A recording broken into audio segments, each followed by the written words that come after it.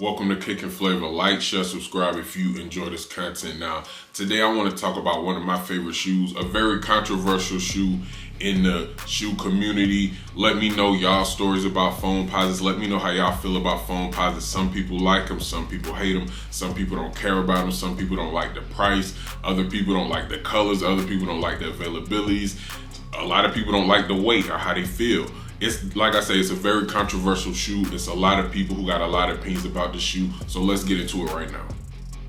The Foamposite debuted in 1997. It was originally intended for Scottie Pippen, but he ended up not liking the shoe for whatever reason. He went on to have a successful line of shoes on his own, but it got endorsed by Penny Hardaway, and that's the NBA player we know for the shoe today. There are two different types of Foamposites. There are Foamposite 1s and Foamposite Pros. These here are Foamposite Pros. They have the big check across the side, and the back of the heel there's a Nike tab. I don't have a pair of Foamposite 1s here, but on Foamposite 1s there's no check right here on the side, and the back panel here is a Penny Hardaway sign. So a lot of people say that the difference between these two shoes are the Pros, which are these here, are the Nike version, and the Foamposite 1s, the other version, are the Penny endorsed signature sneaker for Hardaway. The shoes also debuted at different prices. The Foamposite 1 was $180, the Foamposite Pro was $170.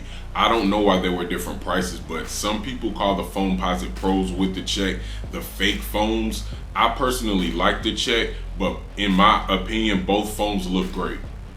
These shoes were made for Penny, but he wasn't the first person to wear them in a game. Mike Bibby was actually the first player to wear Foamposites in a game at the University of Arizona.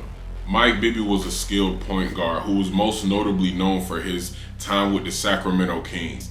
Now, if you don't know who Mike Bibby is, Mike Bibby was kind of like the PJ Tucker of the early 2000s. How PJ Tucker wears all type of sneakers in game. He's known for having super rare sneakers. He plays in very expensive sneakers, very flashy sneakers. That's kind of how Mike Bibby was in the early 2000s. He always debuted new shoes.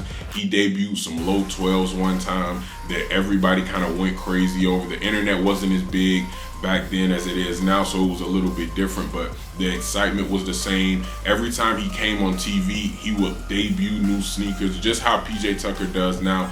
Mike Bibby was kind of the pioneer of that in the NBA. A lot of people call Foamposites ugly, and I can't really disagree with them. It is a regular looking shoe. It was actually inspired by the Beetle. The body style of a Beetle, the bulky tank look inspired the bulky tank look in these Foamposites. The Beetle-inspired mold would take up to 3 years to complete. Nike had to reach out to Korean car company Daewoo in order to get the correct technology to build the mold that they wanted. The mold would cost $750,000. This mold would last for years, but that was very costly at the time for a shoe mold.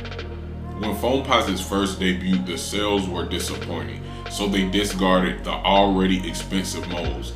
Later, when demand for the shoes rose and Nike decided to bring the shoes back, they had to pay extra to get the molds. That's why they were so expensive. Now, foams are expensive. They're gonna run you a little bit more than standard Air Force Ones or Air Jordans, but the flip opportunities are great, and the money that you can get back if you get them at retail are good too. Now, I wasn't able to get these at retail. I bought them to wear them. I didn't think about flipping them, but the price of these shoes has gone up exponentially. Take a look at the picture in the screen. I didn't pay anywhere near that price. I would not pay anywhere near that price for tennis shoes at all. But the price of these shoes have gone up. I got these shoes on the same site a couple years back. So that just goes to show you, if I didn't wear these shoes and I decided to flip them, I would make crazy profit off this one pair. Another great thing about these shoes, we spoke about the technology earlier. When you first get these shoes, they're gonna hurt, they're gonna be uncomfortable. Probably about the first 3 times I wore these shoes, I really considered trying to sell them because they were just that uncomfortable. But after a couple of days, they became one of the most comfortable shoes I have. The technology in this shoe actually caters to your foot. So the first couple days that you wear the shoe is gonna be tight, it's gonna be stiff.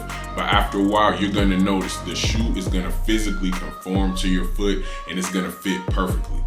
So that was just a quick history on the origin of the Foamposite shoe. It's one of my favorite shoes. I love the shoe, but I know it's a very controversial shoe in the community. Let me know what y'all think. Get in the comments. Tell me what you like about the Foamposite, what you don't like, what you would change. Are you gonna get the Foamposites? Are you never gonna buy it? The Foamposite? Let me know. Thanks for watching this episode of Kick and Flavor. More content on the way. Peace.